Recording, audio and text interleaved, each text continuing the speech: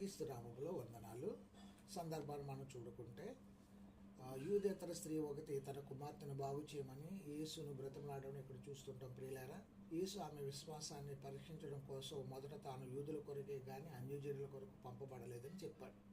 ఆయన పిల్లలంటే యూదులు మొదట తృప్తి పొందాలి. పిల్లల రొట్టె తీసుకుని కుక్క పిల్లలకు వేయటంటే అన్యజనులకు వేయుట యుక్తము కాదనను.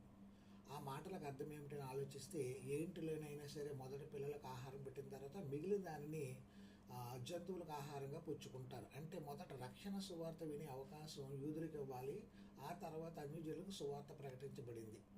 యూదులు మాత్రమే దీవిస్తానన్న దేవుడు ఎక్కడా చెప్పలేదు. ప్రియులారా, అబ్రహాముతో నీ జనాంగములన్నీ నీ ద్వారా ఆశీర్వదించబడినని చెప్పాడు. నిజంగానే అబ్రహాము వంశస్థుడైన యేసుక్రీస్తు ద్వారా భూజనాంగాలన్నీ కూడా ఆశీర్వదించబడ్డాయి. ఇశ్రాయేలుకి మహిమ మాత్రమే కాక అన్యజనులకు కూడా ఆయన వెలుగుగా ఉన్నారు.